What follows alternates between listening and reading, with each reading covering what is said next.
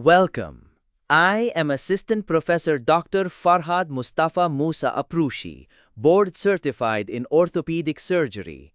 Today we examine the diagnostic approach to orthopedic rheumatology. Before any diagnosis, any laboratory panel, or any treatment, one rule stands above all others. You must first exclude the dangerous conditions. Safety comes before pattern, before testing, and before referral. Miss a red flag, and everything that follows is built on sand. So we begin where every safe clinician begins, with the emergencies that cannot wait. The first emergency is the hot joint, acute monoarthritis, a single joint that is hot, red, and intensely painful, especially with fever or chills. The rule of thumb is absolute. Assume septic arthritis until proven otherwise.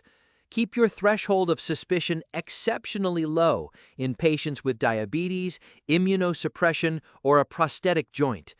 The essential step is urgent synovial fluid analysis, cell count, gram stain, culture, and crystals. And heed this warning. Giving corticosteroids before excluding infection turns medicine into gambling, only with worse lighting. Consider septic arthritis, gout, pseudogout, and trauma together, but never treat until infection is ruled out. The second emergency is spinal. Back pain, on its own, is common and usually benign. But back pain combined with a progressive neurologic deficit, loss of bowel or bladder control, or saddle anesthesia is a true emergency. These signs point to acute spinal cord or cauda equina compression. This is not a wait-and-see situation. It demands immediate emergency evaluation, urgent imaging, and surgical decompression. Every hour of delay narrows the window for recovery. Delay here means permanent neurological damage, paralysis, incontinence, loss of function that never returns. The third emergency is vascular, giant cell arteritis.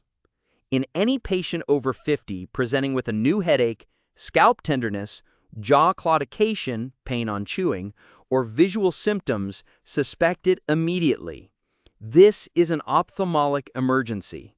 Untreated, it causes permanent, irreversible blindness, often in a matter of days. Do not wait for the temporal artery biopsy or the ultrasound. Start high-dose systemic steroids at once, and then confirm the diagnosis. The eye you save is the one you treat today, not tomorrow. Closely linked is the fourth pattern, polymyalgia rheumatica. Look for bilateral shoulder and hip girdle stiffness in an older patient, worse in the morning, paired with strikingly elevated inflammatory markers, a high ESR and CRP. It responds dramatically to low-dose steroids, and it often travels alongside giant cell arteritis, so when you see one, actively screen for the other. Recognizing the spectrum early prevents both disability and diagnostic confusion. Now, the safe workflow, a strict hierarchy that prevents diagnostic chaos. First, red flags. Exclude infection, spinal compression, and vasculitic emergencies. Second, pattern recognition. Distinguish mechanical from inflammatory pain and classify the number and pattern of joints. Third, targeted testing. Order conditional laboratory panels driven by specific clinical triggers and respect the ANA rule. Test only when the pattern justifies it.